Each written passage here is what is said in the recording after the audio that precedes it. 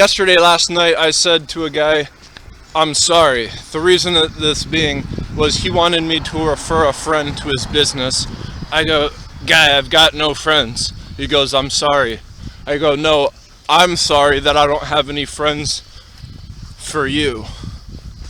And so today, on that note, is the 31st and the eve of the new year. So this the all-time point of sarcasm to be sarcastic. You have to always end it, of course, with saying maybe next year, because it's only a day away. This schematic is interesting because when it's something as tacky as that, it could have a lot of gravitas behind it. Such as, I told everyone I'm going on TV in 3 minutes, and then sure enough, here I am on a camera. It doesn't mean that it won't end up on TV. It might get caught in a broadcast. If a tornado happens behind me, I'll send this into my local news station and they'll say, wow, this is solid gold. But that same standard should be held for anything, even if it's tacky in this day and age. It's not meaning that in 100 years in the future or 100 years in the past, if you broke it down in layman's term, that same situation, if it's classic, original, it shouldn't. I'm kidding, a 0%. You mention a dog drooling with a bell, you get 1%.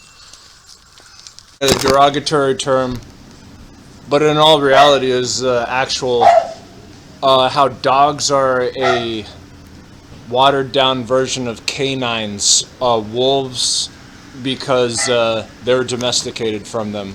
So that's like a clone. If you're talking in plants, you can clone your plant by chopping off a root and growing it.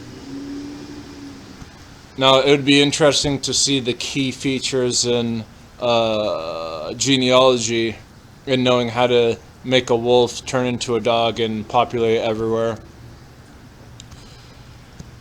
is what would be the future of surrogates. Now, in blue cities, those are an option, and it's nothing short of how many you want.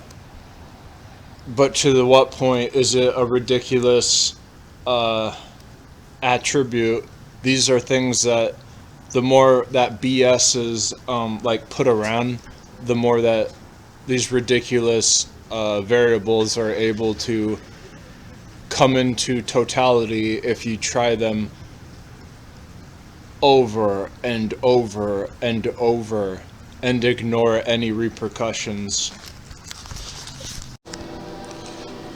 So Taylor Lamanick, in speaking on how McDonald's food not going bad is good or bad, it's where in high school Taylor Lamanick put Little Caesars into his locker the first day of high school, and the next day he ate it and I ate it too. Put 3 boxes in there. He looked like he knew what he was doing the whole time. I'm like, this guy, he really knows what he's doing. And it was good, and I'll remember that. So stuff being put in food in order for it to not age is actually not that bad. The other thing is a consciousness subliminally. If you're putting stuff away and you're trying to match it with things that it goes to, if you're not looking and then it matches, but you double check as you're walking away to make sure it does. Larry Bird, he would shoot a 3 and he knows it's going in, so he starts running down the court before the ball goes in the hoop. That same thing. It's not dumb luck if you're in the flow of things. And I today got told I'm something else by a black man, so that's something that is significant. And in describing a ventriloquist, if you see someone who's really tall and someone, you just see the tall guy first, and you're thinking that his voice is another person's that's talking, but the tall guy, he wouldn't say something that this other guy is saying. So you think it's him because you're associating the tall person first with the first voice that you hear because it's behind you or to the side of you. And so that's what ventriloquists would do. Speaking and you interpreting an object instead of the actual voice of the thing. The mouthpiece is like a binary engine, a website that Sundar Pichai of Google would use to be a ventriloquist through, checking the algorithm.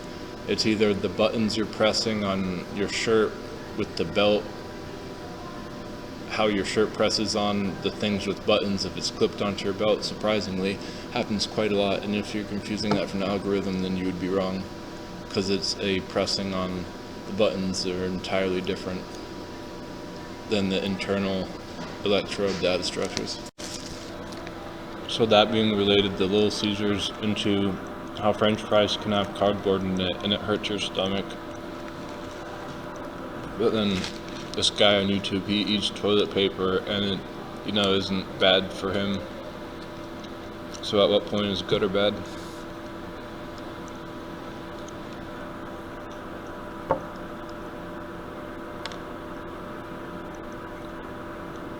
Like where to put the most energy in fighting for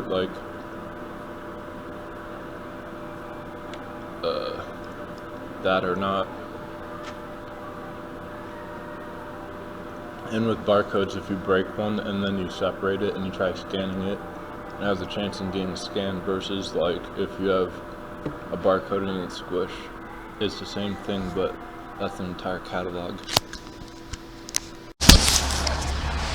Math and science are not complete. Because of the Big Bang, no one understands time. It's gonna end up as one. And there's like all these different appliances.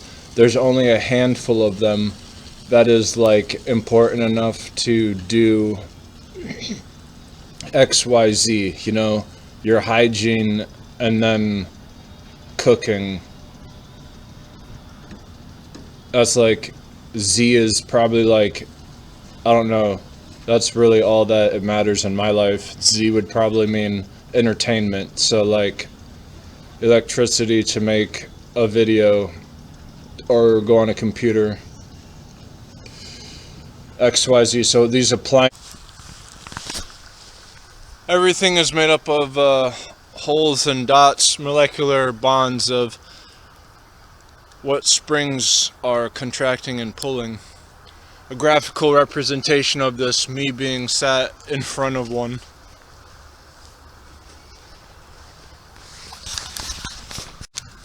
But the importance is in physics, there's like this pressure whenever you're explaining like a cloud inside of an empty room. That's a system, and that cloud is assumed normally just to have zero pressure.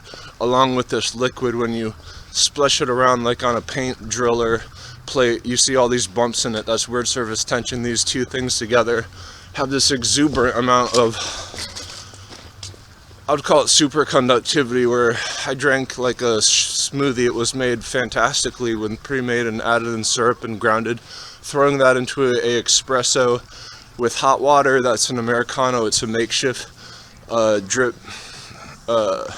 fresh drip when it isn't. So that superconductivity, the instant it hits together, is fantastic representation of those first two, dust cloud and liquid word surface tension. These are a way to beat the enemy. I was making a gift for my sister, and this incorporated one from a year ago. Was this portrait of an object. The object having a portrait was on a sculpture. Okay, so the year after, she came up with this idea of a special effects book, and boy was I ready for combining two and two together. This idea I wanted to put in an origami, and having this origami piece having this kind of stop motion. When you flip pages really quickly, you see this phenomenon of stop motion, and if you make enough splash painting, you know, dots, everything's made up of holes and particles. The relation of the two is a molecule. That rhymes, it must be right. And springing into action with the molecular bonding. So that molecular bonding would ostensibly be the origami, but at the set value of turning it around really quickly, it being portrayed as